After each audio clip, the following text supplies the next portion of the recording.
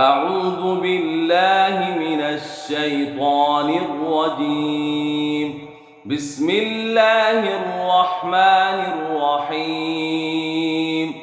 يا أيها المزمل قم الليل إلا قليلا نصفه أو انقص منه قليلا أو زد عليه ورتل القرآن ترتيلا إنا سنلقي عليك قولا ثقيلا إن ناشئة الليل هي أشد وطئا وأقوم قيلا إن لك في النهار سبحا طويلا واذكر اسم ربك وتبتل إليه تبتيلا رب المشرق والمغرب لا إله إلا هو فاتخذه وكيلا واصبر على ما يقولون واهجرهم هجرا جميلا وذرني والمكذبين أولي النعمة ومهلهم قليلا إن لدينا أنكالا وجحيما وطعاما ذا غصة وعذابا أليما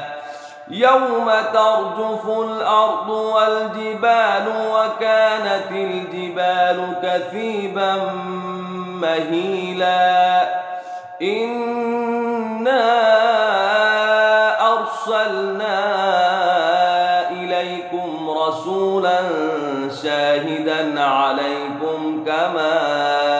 أرسلنا إلى فرعون رسولا فعصى فرعون الرسول فأخذناه أخذا وبيلا فكيف تتقون إن كفرتم يوما يجعل الولدان شيبا السماء منفطر به كان وعده مفعولا إن هذه تذكرة فمن شاء اتخذ إلى ربه سبيلا إن ربك يعلم أنك تقوم أدنى من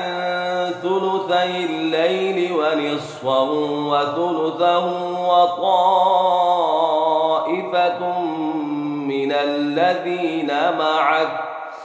والله يقدر الليل والنهار علم أن لن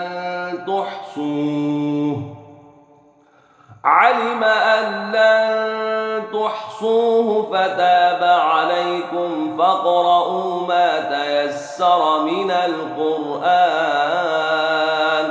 علم أن سيكون منكم مرضى وآخرون يضربون في الأرض يبتغون من